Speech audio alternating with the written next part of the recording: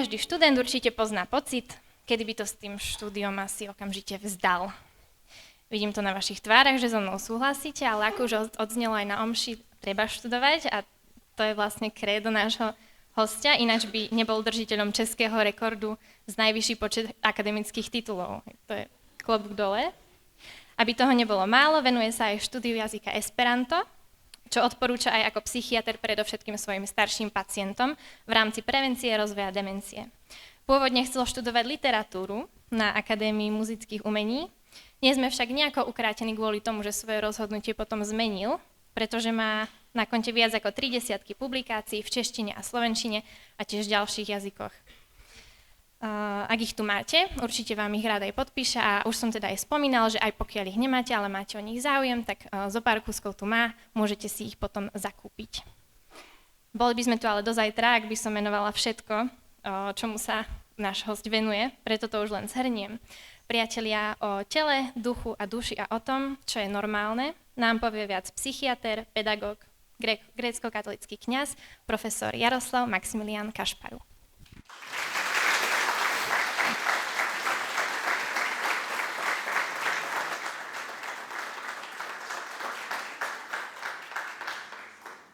Tak, já děkuji za pozvání, děkuji za přivítání a děkuji za účast. Když mi volal otec Ivan, abych sem přijel, tak jsem mu říkal, a proč zrovna já? A on mi říká, tak když není kvoň, tak aspoň somár je dobrý. A tak pozvali somára. Víte, to není špatná úloha, protože to je služba.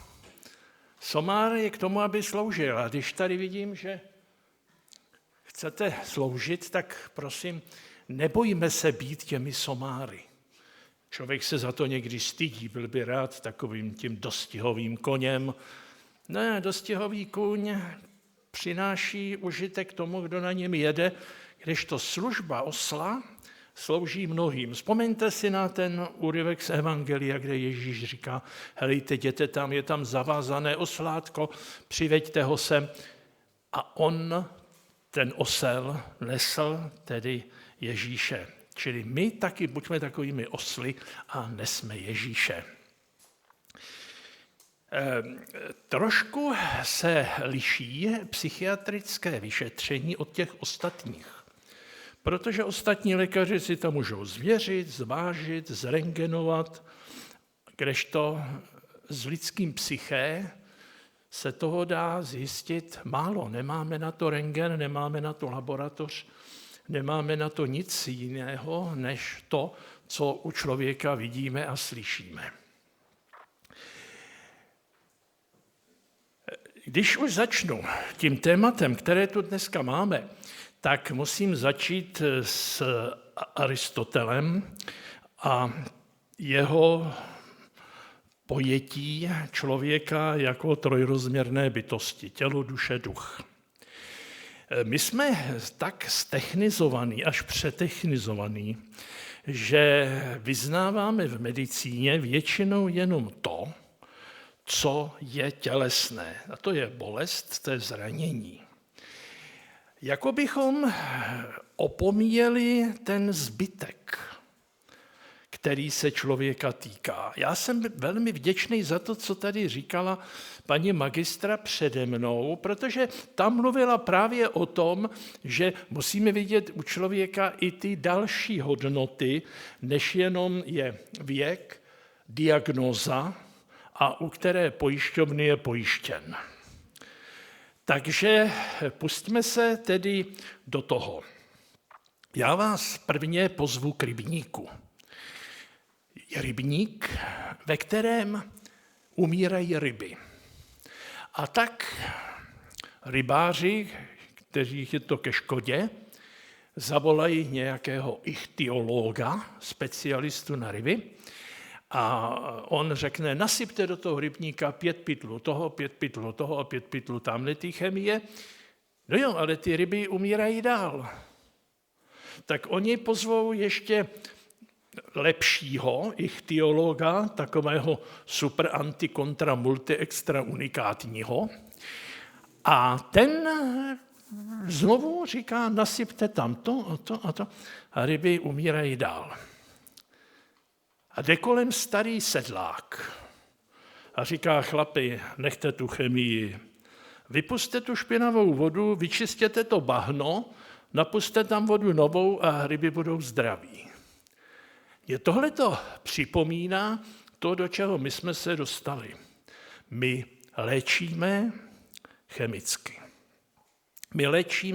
Chemie totiž působí na tělo. Ať už je to jakákoliv chemie, i ty léky jsou chemie, to by nám tady řekl pan profesor, který ho tady nevidím, ale je tady, my to všechno řešíme chemicky. To je první chyba, kterou děláme, myslet jenom na to tělo. Nebo druhou věc, která je špatně, vám uvedu na příkladu číslo 2. Přijde pacient k lékaři, že mu krvácí pata. No, tak pan doktor řekne, položte se tady na stůl, bádá tu patu a bádá, pak veme nějakou chemii, zasype to, zaváže to a říká, přijďte za 2 dny. Pacient přijde za 2 dny a pata stále krvácí. Pan doktor dá jinou chemii, jako ty ichtyologové do toho rybníka. A ono to zase nefunguje. Pata krvácí dál. To není dobrý lékař. Dobrý lékař jde do čekárny, podívá se do bot toho pacienta a vidí, že v topánce je klinec. Tak nezasypávat, vytáhnout ten klinec. My často nehledáme příčinu, my hledáme následky. Protože jsme líní jako lékaři. Proč já budu zpytovat dětství? Proč budu zpytovat manželství? Proč se budu ohlížet na věci, které ten člověk prožívá, jak je prožívá duševně, jak je prožívá duchovně? Víte, to tělo, duše, duch. Čili my musíme toho pacienta vidět komplexně. To se dneska razí, známe, že už máme třeba v Čechách, já tady neznám slovenské poměry, ale už v Čechách máme tu holistickou vizi těch nemocí, takže pan doktor Hnízdil, který vidí člověka ze všech stran a teprve potom, když vidí ty klince, který ho dovedl jeho pacienta do ordinace, tak teprve potom se to řeší. Já bych se za tento postoj přimlouval u vás, mladých lékařů, abyste viděli toho člověka po té stránce tělesné, duševní i duchovní. Někdy se třeba samotná deprese začne projevovat bolestma zad.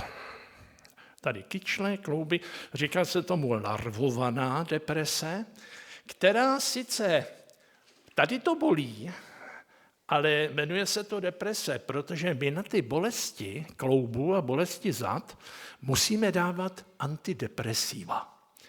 A když antidepresiva začnou působit, tak ty bolesti ustoupí. Jo, to je jenom takový malý příklad toho, že nejen to somato, ale také to psyché. A pak ještě je spirito.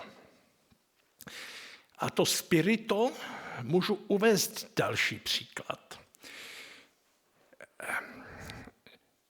Velké břemeno pro každého člověka je jeho minulost.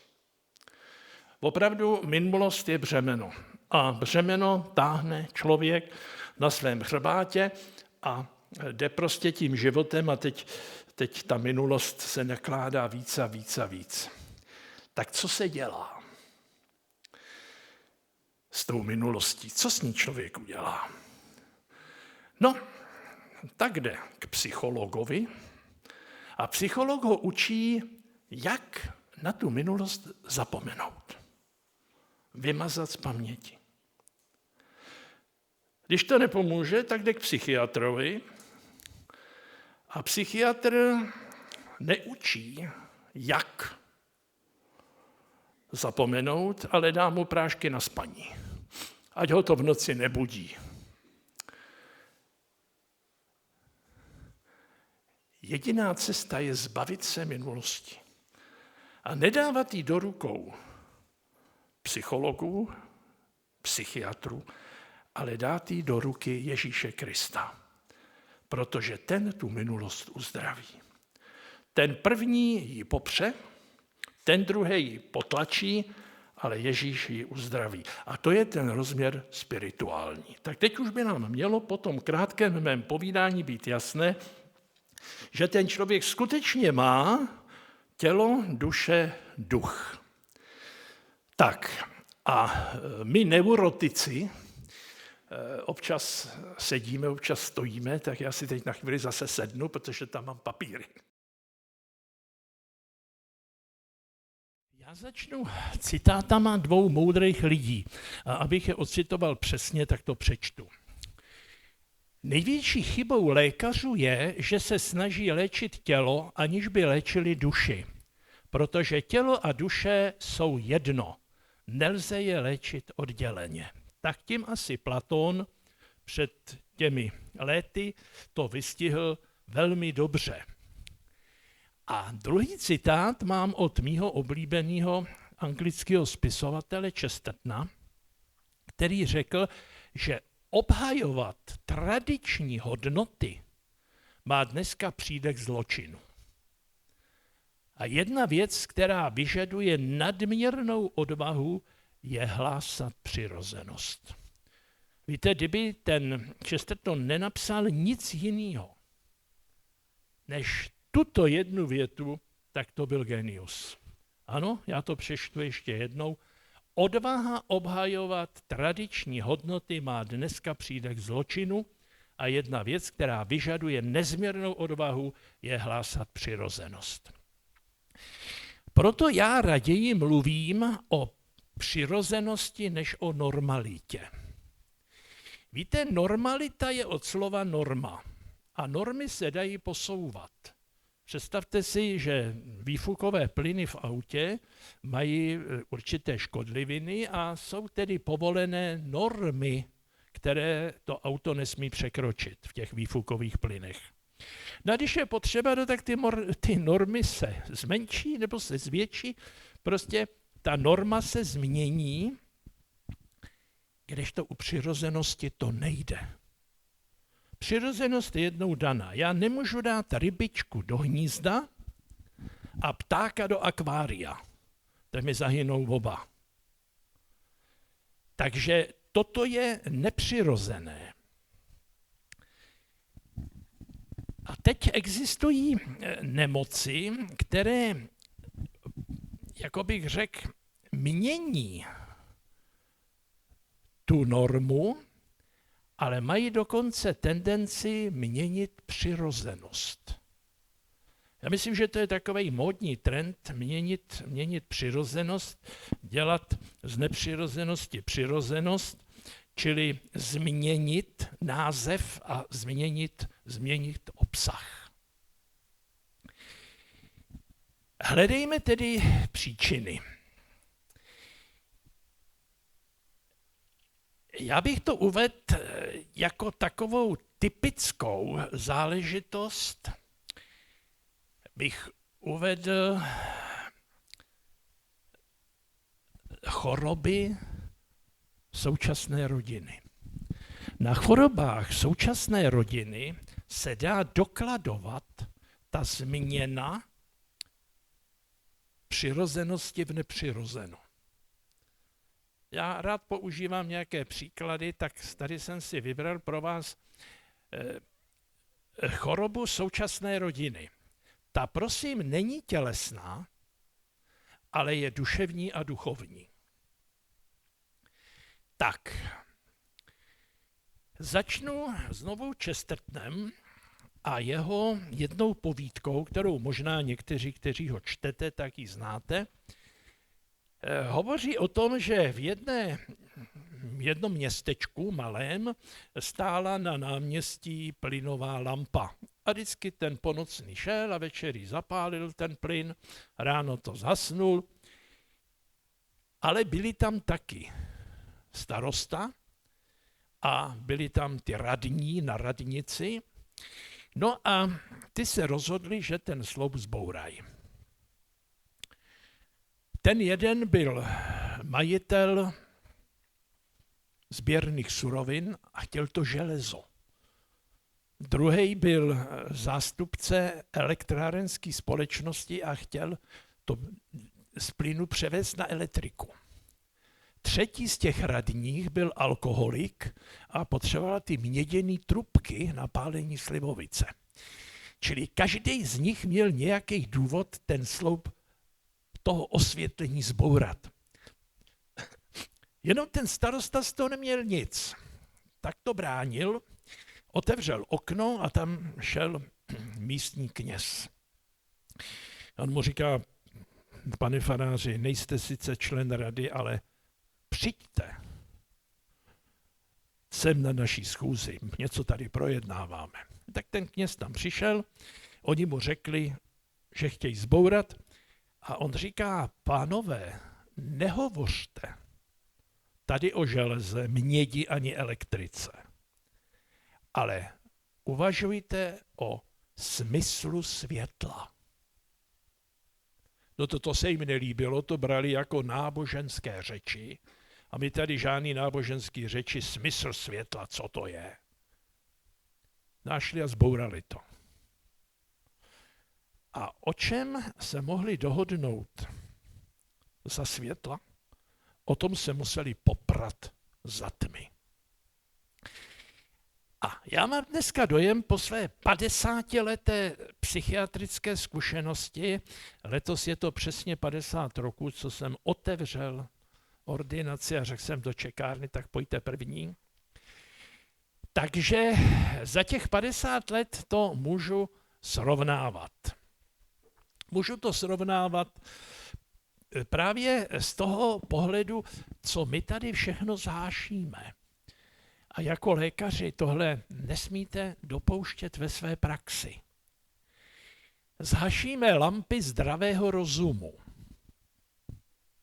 Ten zdravý selský rozum, který měl ten sedlák, který šel kolem toho rybníka, tohle potřebujeme.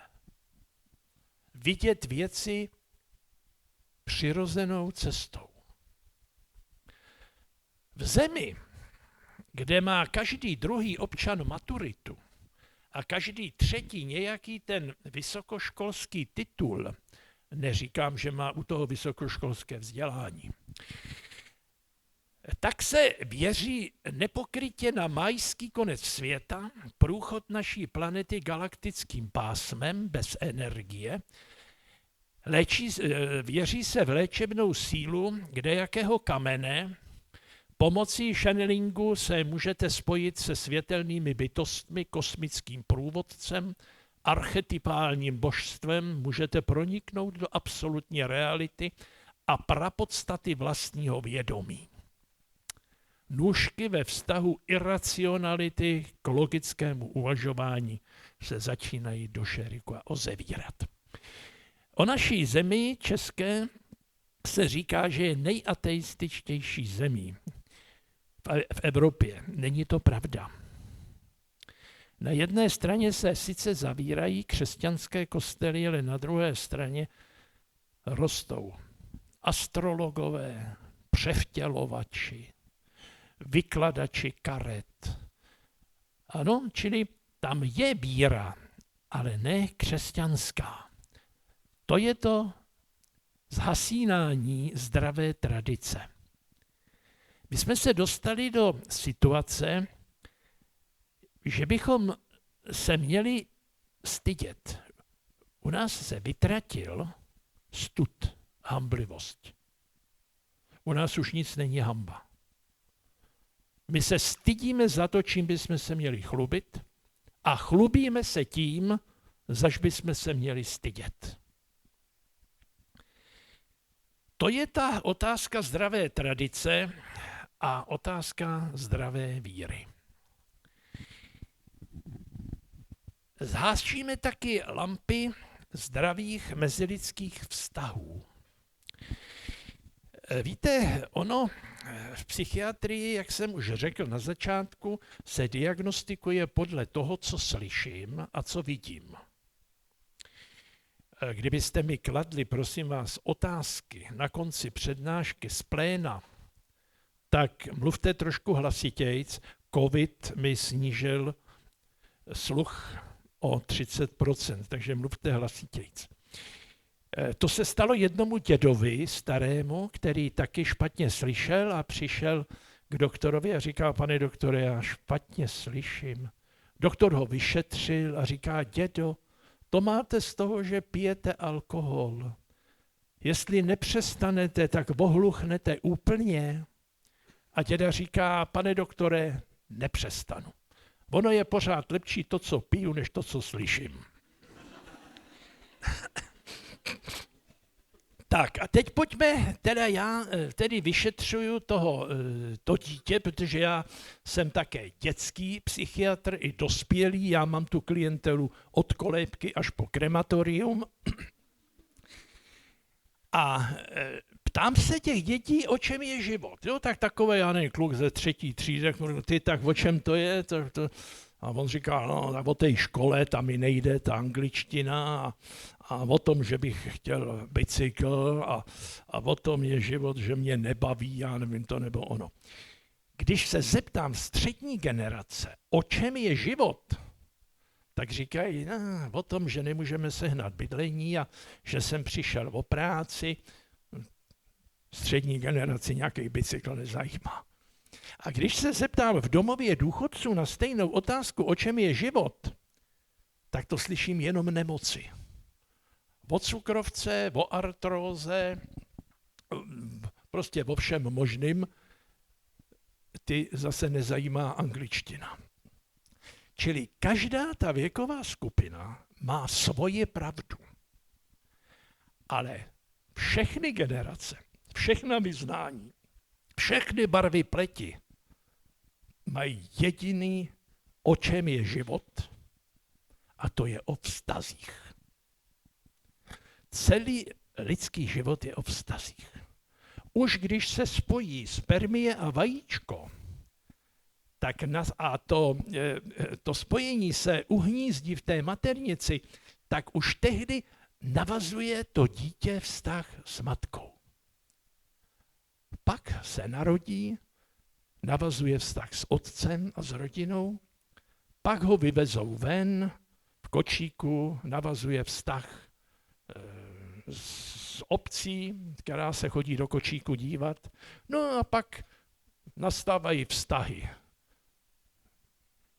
v mateřské školce, vztahy v základní škole, vztahy na středním odporném učilišti, v kriminále, že jo? Tak kudy ten člověk putuje, tak všade tudy navazuje vztahy. A teď jsou vztahy, které jsou v podstatě životodárné, a to jsou vztahy v rodině. Nějaký americký výzkumy, a ty Američané dělají výzkumy v kdečem, tak ty výzkumy ukázali zvláštní odpovědi. Oni se jim kladli jedné skupině těch respondentů, co jim dělá největší radost. A největší více bylo manželství. A co vám dělá nejvyšší problémy? Manželství. Takže prosím vás, ale většina z vás do něj bude vstupovat. A proto je preventivně dobré říci si o tom, které choroby mohou v manželství přijít. Je jich 5. Za 50 let jsem si vytipoval 5 chorob, které jsou v manželství. To už není záležitost jenom tělesná, pokud tam v těch rodinách nedochází k násilí fyzickému, jo? To potom se týká i těla. Ale týká se to především duše a ducha. A teď si řekneme, které nemoci to jsou. Na jedné straně se rozpadají existující rodiny a na druhé straně se nové skoro netvoří. Pravdu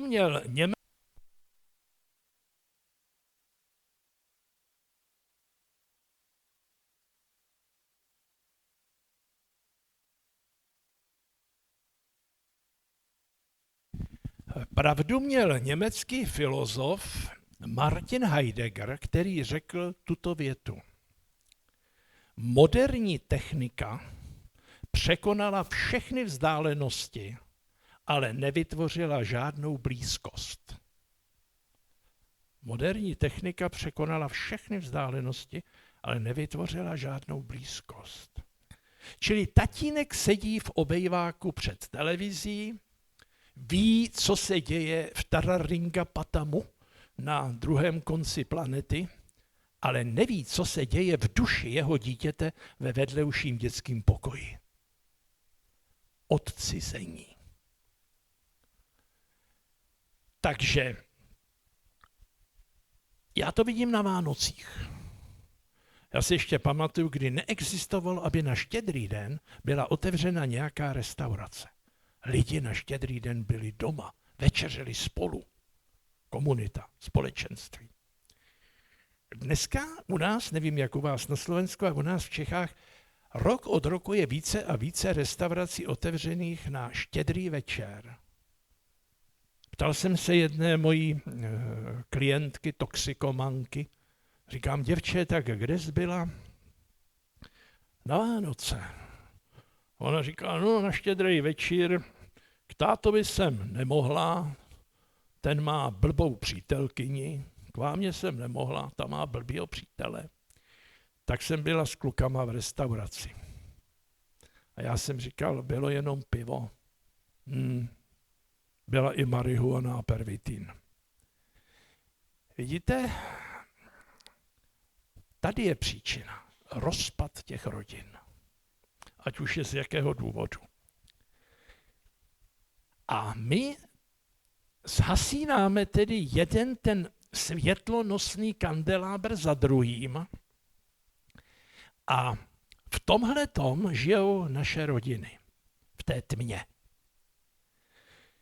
Pokud bude nějaký mladý muž, který nemá právnické vzdělání, pátrat po definici a funkci rodiny, vygoogluje si následující. Víte, ten Google, já někdy, když ke mně přijdou pacienti, tak oni, než ke mně přijdou, tak se poradějí s doktorem Googlem.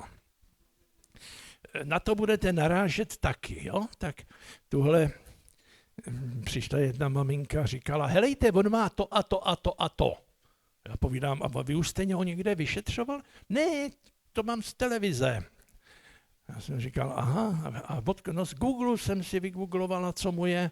A my už potřebujeme jenom napsat prášky pro ně. A to musí udělat doktor. Tak to je jednoduché léčení, ne? Více takových maminek do našich řad. Tak, rodina je malá skupina osob, která je navzájem spojena manželskými, příbuzenskými a jinými vztahy. To je definice. To je definice úzká, ale pokud on chce širší, tak jaké jsou funkce rodiny? Rodina má mimo jiné především funkci reprodukční, to je tělesné, ekonomickou, to je duševní, socializační, duševní, emocionální, výchovnou a vzdělávací, duševní. Chybí tady rozměr spirituality. To jsou hodnoty. Tělo, duše, duch.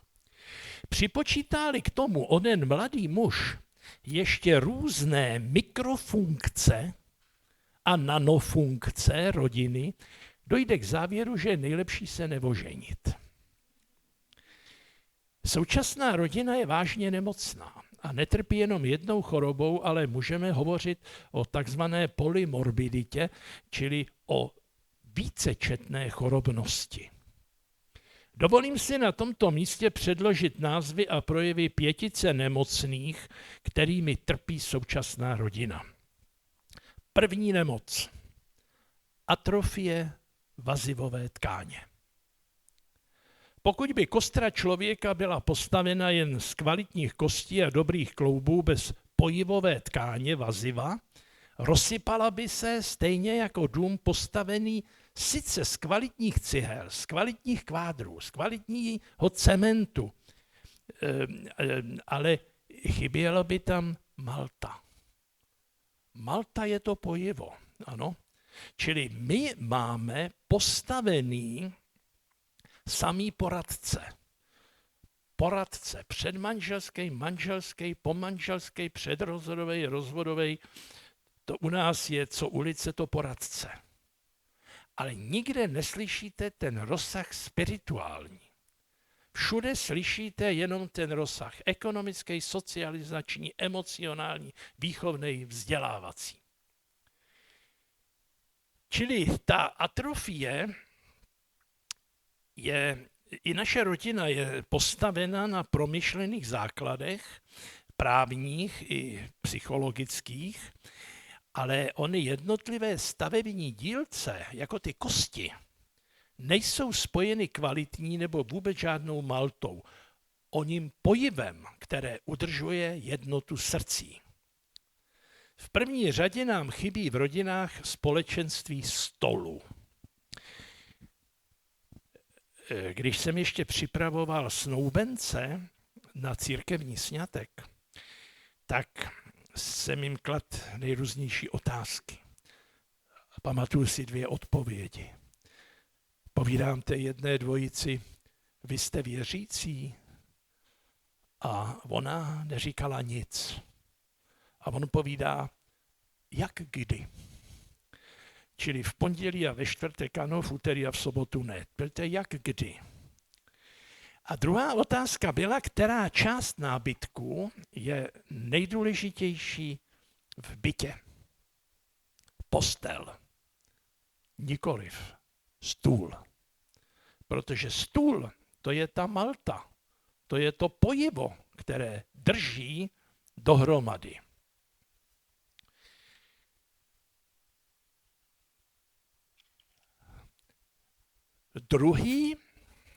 Druhá nemoc, a tohle je dobrý všechno vědět, když se stanovuje diagnóza, i třeba somatická, aby my jsme se taky podívali do toho manželství, co tam je. Víte, protože zase někdy, když se z toho manželství odstraní ta příčina, tak pomine i to tělesné. To je tělo, duše, duch. Jenže on na to není čas. Jo, jestliže máte v čekárně 60 pacientů a pracujete 8 hodin, no tak se nikdo nemůže divit, že nebudete pátrat po příčinách, které jsou třeba v rodině, ve vztazích, v hodnotách. Že? Takže my víme, že bychom měli, ale my na to nemáme čas. Druhá nemoc je syndrom hodnotového relativismu. Víte, my žijeme v době, kdy nic není pevné, nic není stálé, nic není definitivní. A to, co ještě zůstává, tak se pozvolna zpochybňuje a vytrácí se přirozený řád věcí. Současné směrování společnosti se mi jako psychiatrovi jeví poněkud schizofrenní. A mimo jiné to platí právě pro rodiny. Uvedu 3 příklady. Na jedné straně jsme fascinováni relativismem, před kterým už varoval Benedikt XVI. Relativismus, který zpochybňuje všechno. Snaží se zpochybnit i naši víru. Je to tak? Věříš? Nebo to tak není? Jo? Čili relativismus to je prosím nebezpečí, ale u všeho možného. Ten všechno zpochybňuje. Nic není jisté, zásadní, úplné, správné. Ale na druhé straně vynakládáme nemalé finanční prostředky do různých typů výchovných zařízení, nápravních ústavů, věznic, polepšoven, výchovných zařízení pro mládež. Ale právě delikventi a zločinci jsou ti, kteří zcela pochopili, že u nás není nic zásadního, neměnného, no a my je za to trestáme. Tak to je schizofrenní pohled. Pokud náš názor, pokud náš národ vymře, bude to tím, že se ubaví k smrti. My se musíme neustále bavit. Není minuta, abych se nebavil. Všimněte si to už u těch dětí na základní škole, když tam pořád mačkají ten mobil. Jo? Oni žijou v jiném světě, že jo? Oni tady mačkají mobily, oni se potřebují bavit. A jakmile není zábava, tak mají absťák.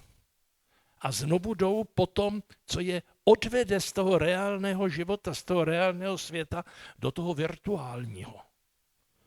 To už je problém i duševní, i duchovní. Ano, na jedné straně je tady ohrožování mravní výchovy dítěte, což je paragraf u nás, ale co norma je a není, to určuje každý občan sám. Ano, na jedné straně může mít dospělý muž, a to je zajímavý, na to mě upozornil jeden právník, že dospělý muž bez problému může mít pohlavní styk s 15letou dívkou, je to v pořádku, ale jakmile si ji vyfotografuje do mobilu nahou, tak za to může být trestán. To je logika. Bohužel už i přirozené zákony si vzali pod svůj patronát naši právníci. Registrované partnerství homosexuálů už máme u nás v republice ošetřené. Nepotřebuji bujnou fantazii k tomu, abych si představil, že žena, která trpí pygmalionismem, to je erotické zamilování se do soch. Jo, si vemte taková žena, která má dneska právo být zamilovaná do sochy. Proč ne? Já jí to neberu. Zamiluje se v Praze na Václavském náměstí do sochy svatého Václava. Teď ho bude chtít za muže. Nějaký progresivní právník jí to umožní, prosadí to. Tak proč ne? Ať si to svatě... Ale já si kladu otázku, co s tím koněm? Jo.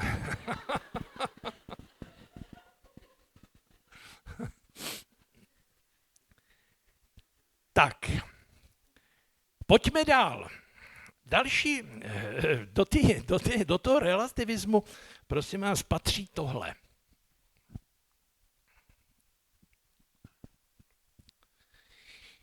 Když chce murár postavit rovnej můr, tak k tomu potřebuje takový složitý zařízení. Velmi složitý. Tohle. Jak se tomu říká, co to má v ruce ten zedník, ten murár? Olovnice. Neboť tady působí co? No tak vás se nebudu ptát, ale tu a tam se zeptám při nějaké přednášce, co tady působí, na to závaží a ozve se mi gravidita. Tak opravím, že to je gravitace, pokračuju v přednášce bez mrknutí. Totiž ten zedník tu olovnici přiloží k tomu můru, zavře jedno oko. Proč zavírá jedno oko? No, protože kdyby zavřel v obě, tak by nic neviděl. Čili přiloží tu olovnici a vidí, že je to rovné. Neboť on se drží přirozeného zákona. A gravitace je přírodní zákon, to je zákon. gravitace. Přírodní. Řada lidí, který mám v ordinaci a mají manželské problémy, tak si kladu otázku, podle čeho to stavěli, ten vztah. Podle kyvadla. Oni nerespektovali přirozený zákon. Murár přírodní a my ostatní musíme mít přirozený. Čili i my musíme ty vztahy všechno řešit právě podle toho, co je v životě rovné. A co je rovné, to je pevné. Rovné jednání je pevné jednání. Rovný charakter je pevný charakter. Prosím vás, dodržujme rovinu. To jsem neřekl ráno při mši svaté, to už nemám od těch jezuitů a to mám okoukaný. Tak tolik asi k té další chorobě, kterou je relativismus. My jsme si prostě to rozkejvali, tu olovnici, a dokonce se tím chlubíme. Syn toho murára, tam se to dědí, to řemeslo z generace na generaci, syn toho murára řekne: tatínku, ty jsi nemoderní, víš? Ty pořád koukáš na tohle. Já jsem moderní, já jsem relativista, já se nedržím nějakých dogmat. No, nedržíš se dogmat, pak ti všechno spadne.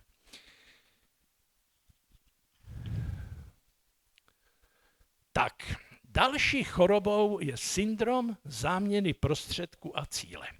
Tak a teď dostanete odpověď, co jsem si to tady připravil. Tak, prosím. Záměny prostředků a cíle.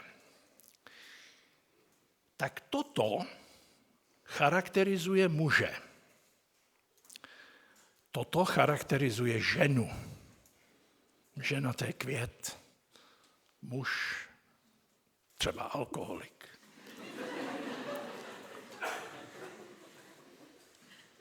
A oni jsou sami sobě cílem. Aspoň ve slušných a dobrých rodinách to tak funguje, že oni jsou si cílem. Čili cílem muže je jeho žena a cílem ženy je její muž. Řeknete si, no to my víme taky, to jsem nemusel jezdit až z Pelhřimova, že cílem muže je ženy, cílem ženy je muž. To je pravda, ale mezi nimi není vzduchoprázdno. Tam jsou prostředky. Protože to je uprostřed, tak jsou to prostředky. A ty prostředky slouží těm cílům. Já jsem si tady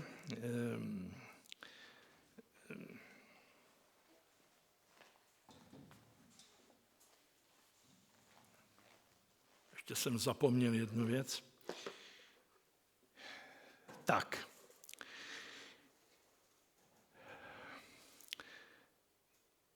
Prostředek. Muž skrze peníze zajišťuje manželství se svou ženou a žena skrze peníze hospodaří se svým mužem. Proto ty peníze jsou prostředek. Volný čas. Muž skrze volný čas věnuje se své ženě a žena skrze volný čas věnuje se svému muži. Dobrý. Sex. Muž skrze sex obdarovává ženu, žena skrze sex obdarovává muže. Tak pokud to takto je, tak děkujme Bohu, že to takto je. A tihleti lidé, kteří to takto mají, můžou zpívat s Michalem Tučným, když si báječnou ženskou vezme báječný chlap. Tak toto máme. Ale co se stane? A to je ta choroba. Prostředek se zamění za cíl. Čili cílem muže se stane sexualita a žena je prostředek. To je strašný. Víte, jaký je to ponížení ženy? Mít ji jako prostředek. Já když dělám na zahradě, tak mám hrábě a lopatu jako prostředek. A jak mi řekla jedna moje pacientka, když jsem se jí ptal, jaký je její intimní život, tak chvíli mlčela a pak řekla, manžel mne používá. To je přesně ono. Tato vystihla. Manžel mne používá. Čili to je záměna, kdy žena se stává prostředkem, ale prosím vás, potom je úplně jedno, kdo dělá ten prostředek. Kterákoliv ženská. Tak vraťme to tam, jak to má být. A podívejme se na jinou situaci. Cílem ženy se stanou peníze a Lojzo je prostředek. Jo? Tak toto je. To je zase ponížení muže. Nebo cílem muže se stane volný čas, on leží na otomaně, dívá se na zápas Slovan VSS a manželka skládá uhlí. Neboť ona je prostředek, aby on měl svůj volný čas. A teď můžeme udělat ještě jednu věc, kdy cílem muže se stane sex a cílem ženy se stanou peníze. Tak tomuhle se říká prostituce. Chlap chce sex, ženská chce peníze, tak si to prostě prohodíme. Nevěřili byste, kolik já mám za zkušenost svých 50 let praxe poloprostitutních manželství. Jo? Ty lidi vám to neumějí takhle pojmenovat. Ale oni tím trpí, protože je to jedna z chorob. Dá se to vyjádřit ještě jinou větou. My bychom měli milovat člověka a používat věci. My milujeme věci a používáme člověka. To je ono. Tam jsme to měli názorně ukázaný. Pomalu se dostáváme mezi starozákonní stavitele babylonské věže. Hrdí na svou práci a s touhou pokořit nebe stavěli Babyloniané rychle a na tehdejší možnosti i technické prostředky měli dobré. Takže se dostali do veliké výšky. Chtěli svou věží prorazit do nebe. A v jednom okamžiku si na samém vrcholu přestali stavitelé rozumět. Všichni sice mluvili, vzájemně se slyšeli, ale nikdo nikomu nerozuměl. A to je dnešní situace. Máme vyspělou techniku, máme výborné materiály, ale nějak si přestáváme rozumět. Já bych místo babylonské věže stavěl malé rodinné domky. Protože jsou hodnoty, které si koupit můžeme a které si nikdy nekoupíme. A potřebujeme je.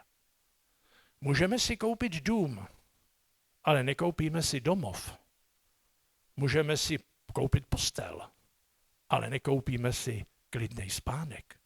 Můžeme si koupit knihovnu, ale nekoupíme si moudrost, která je v těch knihách.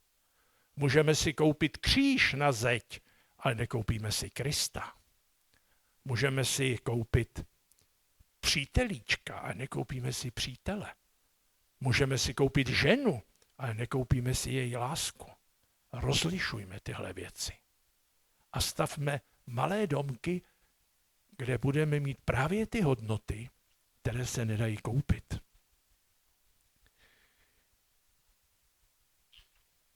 Tak, čtvrtou chorobou je syndrom podmíněné lásky. To je šílený zabiják. Víte, jaký je rozdíl mezi boží a lidskou láskou? Je to rozdíl 2 písmen. U a A. Bůh nás má rád už, ale lidi nás mají rádi až.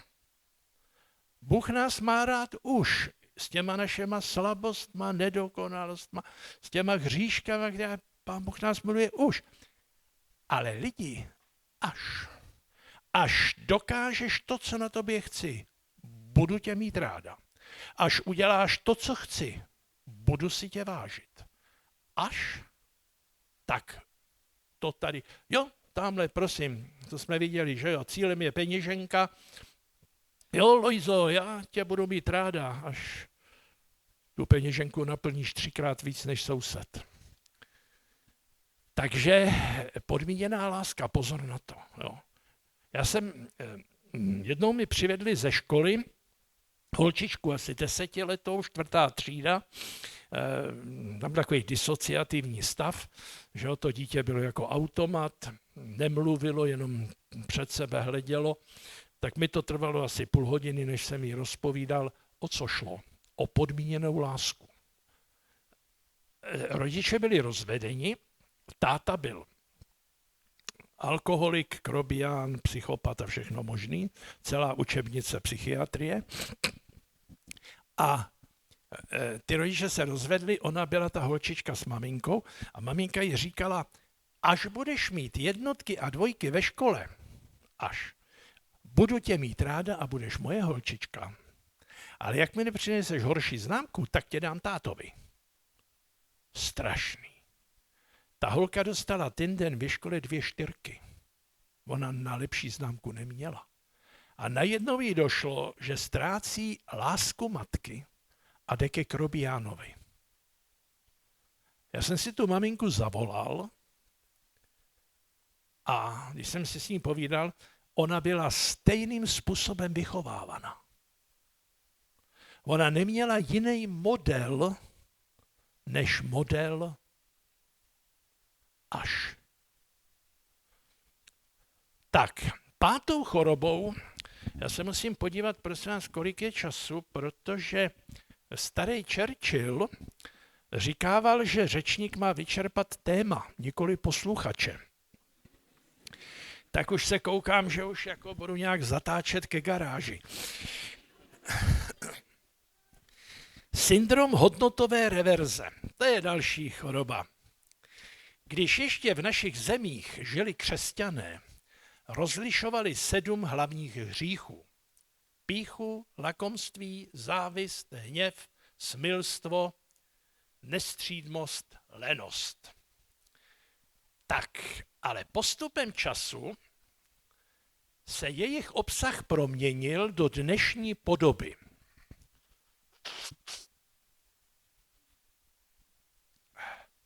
Z pýchy se stalo zdravé sebevědomí. Dneska už u nás nemáme pyšných lidí.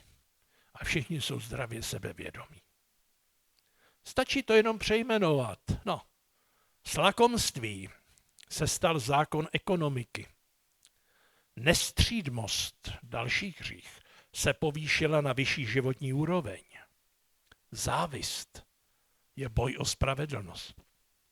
Hněv se změnil ve zdravou reakci.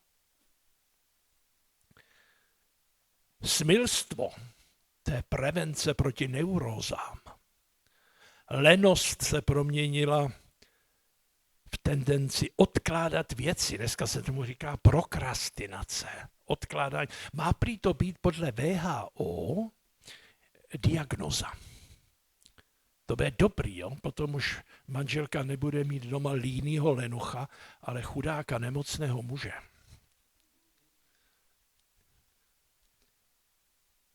Tak. No a když budeme pokračovat dál a přičteme k tomu ještě další hodnoty, tak hulváctvo se proměnilo ve svobodu projevu, svoboda se povýšila na svévoli jednotlivce, tolerance se proměnila v ustupování zlu a korektnost politická je povinný názorový koridor. Tak, tolik asi k těm všem věcem, který jsme si jako mustr mohli vzít, mustr rodiny. A další problém, který je, to je všeobecně je takový, že my na morální díry dáváme technické záplaty. To je neštěstí. Na morální díru dejte technickou záplatu. Čili máte šikanu ve školách? To je morální problém. No tak tam dáme více kamer. To je technické řešení. Máte divoké fanoušky na fotbale? To je morální problém. No tak zvýšíme ohrazení, aby to nepřelezli. My nemůžeme na morální díry dávat technické záplaty. To se nám totiž nevyplatí. To se nám všechno tohleto vrátí. Ztratili jsme vzory, ztratili jsme autority.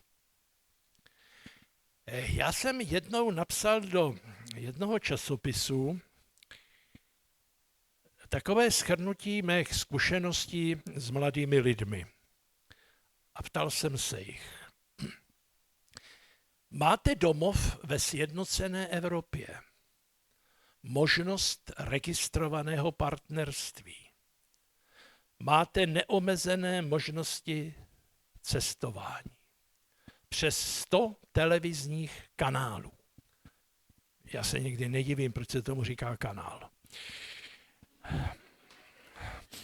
Máte neomezenou volbu zábavy, perfektní antikoncepci, skvělé dezodoranty, máte potraty na počkání, garantovaná lidská práva, nezcizitelné občanské svobody, vysokoškolský titul za pár korun, sex na každém rohu. Nic z toho vaši předci neměli. Proč tedy pácháte sebevraždy? A dostalo se mi jediné odpovědi. Právě proto. Čili milí různě duševně zdraví kolegové,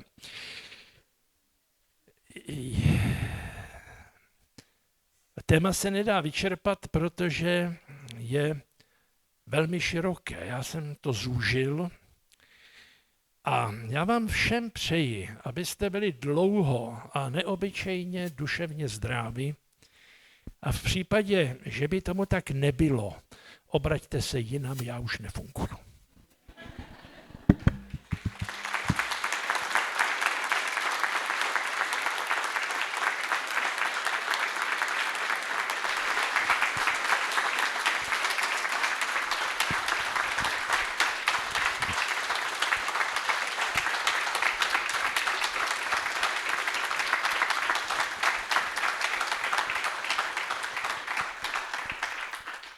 Ďakujeme vám za vašu prednášku. Ešte sa posaďte, prišli nejaké otázky na slajdo a nejaké otázky mám pripravené aj ja.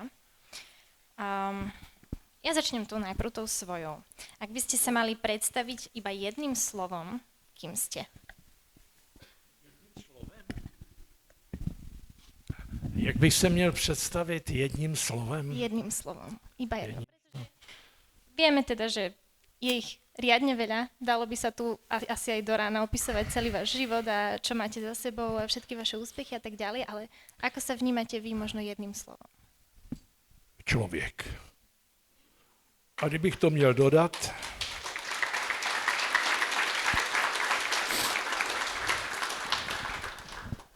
Tak člověk, který má rád humor, prosím vás, nestrácejme ho. My jsme zpovrchněli, já vám teď do toho na chvilku skočím. Mě jednou pozval jeden můj spolubratr kněz na Jižní Moravu, tam byla pouť, to jsou ty krojovaný koně a krojovaný ženy a volá mi a říká, prosím tě, přijeď sem, je tady pouť, já potřebuji, abys tady kázal, já už jsem vykázaný, já už jsem tady 10 let, tak přijeď s něčím novým. Tak jsem tam přišel a text evangelia byl, když Ježíš říká těm chlapům, nic jste nechytili, zajeďte na hlubinu. No tak jsem kázal, zajeďte na hlubinu, doma jsem si to připravil, přijdu tam a tam v první lavici seděla taková maličká holčička, asi tak první třída, já jsem jí z té kazatelnice říkal, máte tady rybník? A ona říká, máme a velký. Já jsem říkal, to je hezký a co po něm plave? A teď ona říkala, a teď jsem čekal, že řekne papírek, dřévko, stébelko, větvička, něco lehkého. A ona se nadechla a říká, skapatý ryby. Čímž mě vyhodila z kazatelského konceptu. Ale já na to do smrti nezapomenu. Já bych to nevymyslel. Skutečně po povrchu plavou chcíplý ryby. A my jsme zpovrchněli. My musíme zajet na hlubinu. Protože ty skapatý ryby plavou na hladině, ale oni bohužel plavou ještě s proudem. A to je ještě horší. Živá ryba plave v hlubinách a plave proti proudu.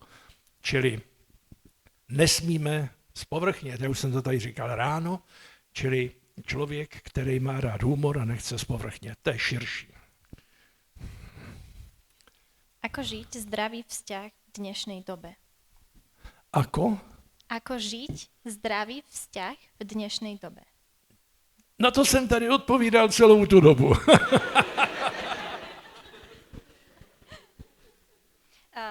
Tak podobná otázka ako tá prvá. Ja som si teda, ak by ste mali vybrať jednu možno neresť z tých vzťahov, tú najhoršiu, iba to tak shrnúť. Vy ste povedali teda tých 5, ale jednu vec, ktorú by ste odstránili zo vzťahov, čo by to bolo?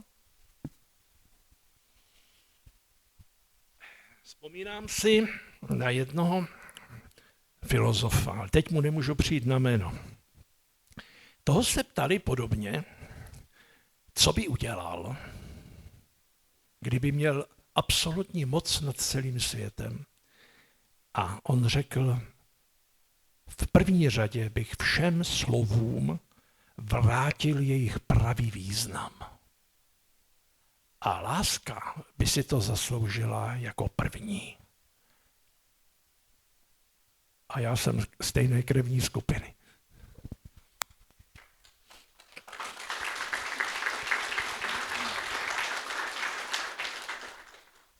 Čo je najťažšie na práci psychiatra? Zůstat normální.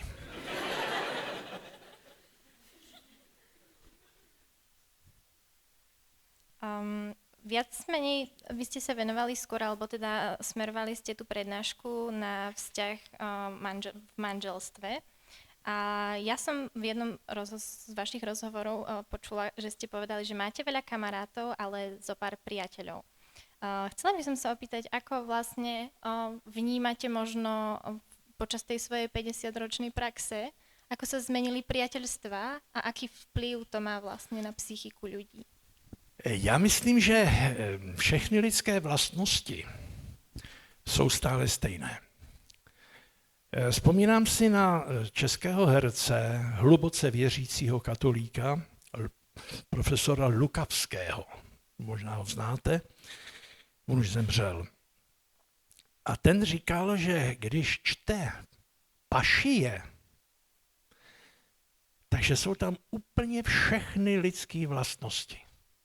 Strach, zrada, nejistota, útěkovost. On to prostě vyjmenoval všechny. Ty všechny vlastnosti jsou v Pašijích. A všechny tyhle ty lidské vlastnosti byly tenkrát, jsou a dnes a budou vždycky.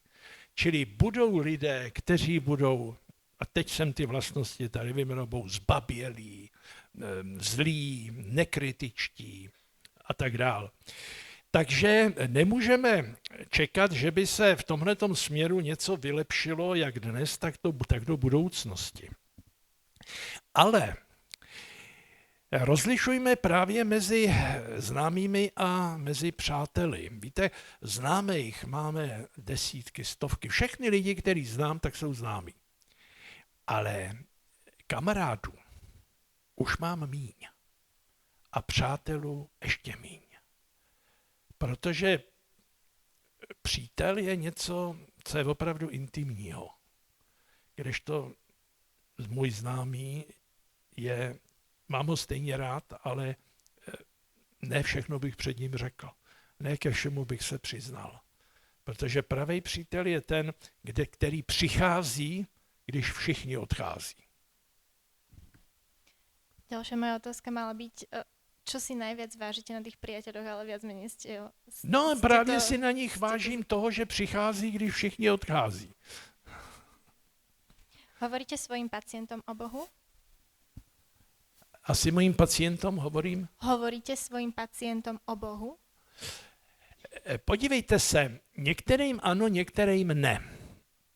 U některých by je to pobouřilo, protože nedozráli k tomu, aby vůbec pochopili. Čili já, pokud za mnou přijde věřící člověk do ordinace, tak i toto téma bereme. Jo? Bereme to téma, s kterým přišel, já nevím, úzkosti, strach, napětí, deprese a tak dále. To jsou ty diagnózy psychiatrické, ale probíráme spolu vůbec i tu otázku odpuštění, vztahovů a tak dále. No a potom jsou lidi, a to jsou lidi, kteří vědí, že jsem kněz. A často mi řeknou, já jdu za váma právě proto, což mám ve zpovědnicích. Ano, to jsou svým způsobem, někteří jsou moji pacienti, někteří nejsou moji pacienti a jdou ke zpovědi jako ke knězi, aniž vědí, že jsem psychiatr, jiní zase vědí, že jsem psychiatr a nejsem kněz.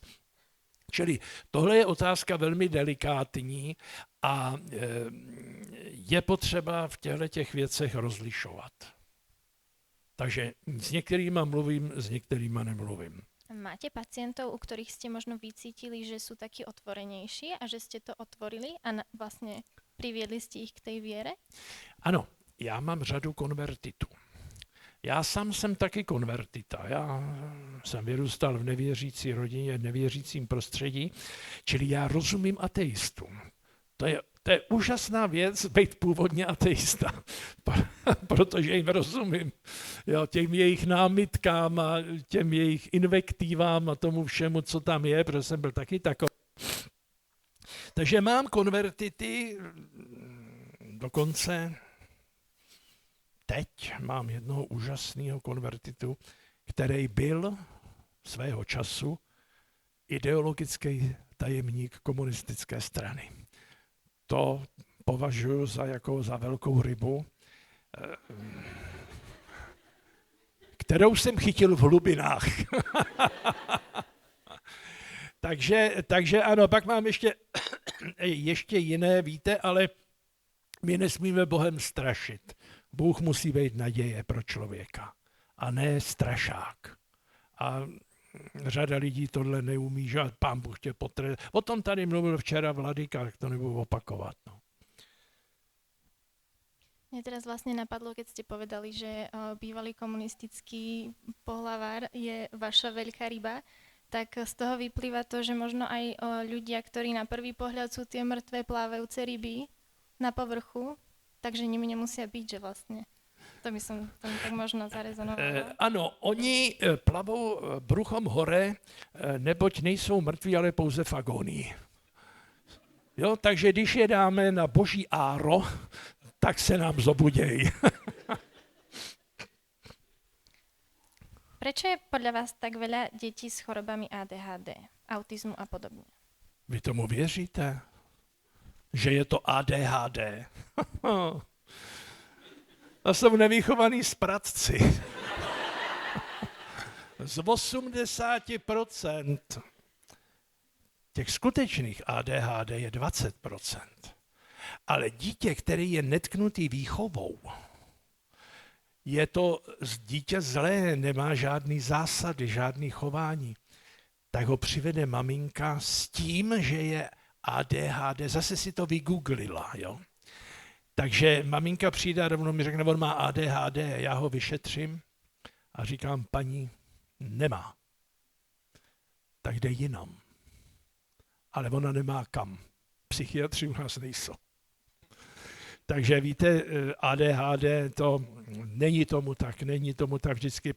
Pokud je, tak to má své symptomy, má to své znaky, ale pokud je to jenom nevychovanost, má to taky své znaky. A psychiatr musí tohle rozlišit. Pak léčí nebo neléčí. Otázka, ktorá má najviac lajkov. Ako môže človek žiť šťastný život, pokiaľ sa vymýka prírodzenosti, napríklad homosexuál? Podívejte se. Tahle ta otázka genderu a vůbec homosexuality a všeho, co s tím souvisí, já stále trvám a budu i na popravišti trvat, že jsou pouze dvě pohlaví, ale každý člověk je prožívá jinak. A to my neovlivníme. Ano? Jestliže muž cítí ve svém dospělosti, nebo když už přichází do toho věku dospělosti a dál, tak najednou cítí náklonnost ke stejnému pohlaví, tak on se sice narodil jako muž, ale má to své mužství jiným způsobem než heterosexuál. A my ty lidi nesmíme odsuzovat, ba dokonce nemůžeme říkat, že se to dá vyléčit. S tím už jsem se taky setkal. To se vyléčí. Jo? Tak to jako tohleto dejme bokem. I ten homosexuál, a já mám hodně známých a pacientů homosexuálů, a oni ke mně rádi chodí homosexuálové, protože já je nezesměšňuji, neurážím, neponižuju, ba hledám na nich jejich talenty. Oni jsou mnozí velmi talentovaní na hudbu, na umělý malířský. Jeden je vynikající překladatel, že jo, z cizího jazyka. Čili oni tím trpí, jo, pokud to okolí se k ním chová necitlivým způsobem. Že jo. Čili když my změníme přístup k nim, oni změní své negativní prožívání. A to je nejenom u homosexuálů, to je i u jiných směrů, kolik jich je asi 250 nebo kolik. Aký máte názor na to, že človek, ktorý sám trpí psychickými problémami, sa rozhodne robiť psychologa, psychiatra? No, tak v první řadě chci říct, že to není můj případ.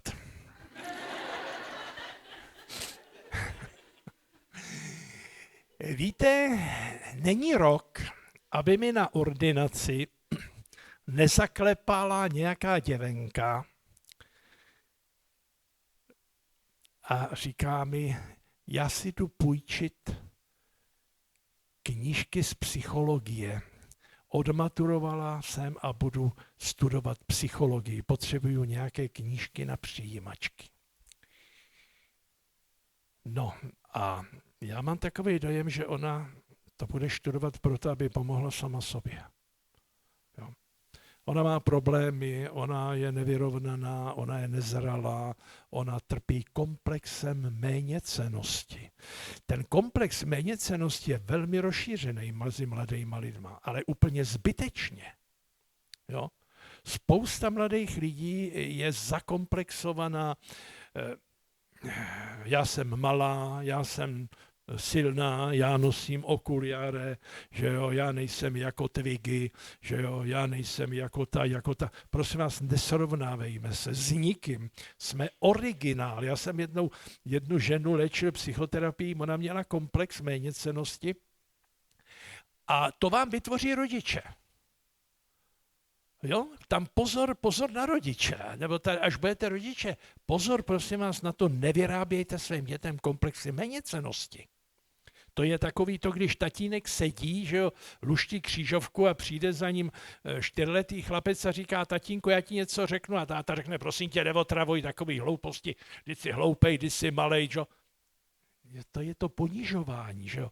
No a pokud, prosím, vám to neudělají rodiče, tak vám to může udělat škola. Jednou za mnou přišel jeden chlapec v posledním ročníku gymnázia a říká, já jdu za váma, abyste mi udělal IQ. A já jsem říkal, a proč měřit intelektové schopnosti? On říká, no tak někdo mi říká, že mám studovat na vysoké škole, někdo mi říká, že na to nemám. Maminka říkala, že byste mi mohl rozhodnout. Já jsem říkal, kam chodíš na gymnázium? No tady. Já pám, no to je přísný. A jaký máš studijní průměr? A on mi říká špatnej. 1,4. Já říkám, ty chlape, já ti nic měřit nebudu. To já měl 4,1. Buď budeš psychiatr, nebo farář, nebo oboje. Jdi do toho. Takže, a potom to vyrábí muži ženám. To je další věc potom v manželství. Jo? A mlčeci hloupáci, slepice, prosím tě, nekvokej tady. Jo, jsi ženská, jenom. Ne. Prosím, jo, tak stále jsme v nějakém nebezpečí, že nám někdo vytvoří komplexy. Nepěřte tomu, nevšímejte se, já jsem té paní vždycky říkal, paní, podívejte se, přijďte do kuchyně, dejte si židli doprostřed místnosti, sedněte si na ní a všechny v bytě zavolejte a řekněte, pojďte se na mě podívat, já jsem originál. Žádná jiná ženská na světě není jako já. Já jsem skutečně, ale je to tak, každá z vás je děvčata, kdybyste se jedním vlasem lišili, tak už jste někdo jiný, že? Čili nepodlehněme komplexům. Těžko se to léčí. A člověk tím trpí až do smrti. Pryč s tím. Posledná otázka. Dá se už na prvý pohled zbadať na pacientovi, že trpí psychickým ochorením? Dá se to poznat, pokud je to takzvané jádrové psychiatrické onemocnění, pokud je to deprese, nebo pokud je to třeba schizofrenie, nebo neuróza. Víte, když přichází takový depresivní člověk, tak už v čekárně, že on je schlíplý, smutný, pak vstane, když ho zavoláte, přijde, odpovídá tiše, krátce. Takže už z toho vidíte, z té dynamiky somatické, že ten člověk není duševně v pořádku. No a jestliže zase vidíte někoho, kdo už v čekárně sedí a utírá si kapesníkem ruce a furt se přepíná, sedá ze židli na židli, tak taky už jako vidíte, že to může být člověk, který bude mít nějaké potíže. Poznat se to dá, ale ne u každého. Někdy se to nedá poznat ani po 2 vyšetřeních. Víte, když dělám soudně znalecké posudky pro policii nebo pro soud, tak já toho člověka musím vyšetřovat 2krát, 3krát, 4krát, než se mu skutečně dostanu za ty hradby a ani se mně to nikdy nepodaří. Takže u někoho je to zjevné, u někoho je to skoro nezjistitelné. Vy ste mi teda prezradili, že vaša cesta tu trvala 7 hodín a že bola strašná. O to viac by som chcela teda povedať, že sme veľmi radi, že ste napriek tomu aj dorazili a že ste sa v polke cesty neotočili. Je to pre nás veľká česť, že ste si našli čas, aj včera, aj dnes, že ste nám odslúžili svätú omšu. Dámy a páni, toto bol profesor. Já bych ještě do toho využil poslední věc. Prosím vás, já chci každému z vás jednotlivě a všem dohromady strašně poděkovat. Já jsem tady tak povokřál. Já jsem sem jel schlíplej pomalu, v depresi a odjíždím manickej. Víte, tohleto, já když přijdu do mýho kostela, tak mám plný kostel, prázdných lavic. A tady mám lavice obsazený. Víte, vy jste obrovskou nadějí pro svět. Obrovskou nadějí. Nesmíte zpovrchnět. Jakmile se stanete lidma, kterým všechno zevšední, jsou povrchní, tak ten svět bude mít další trauma. Máte odpovědnost a, jak říká jedno německé přísloví,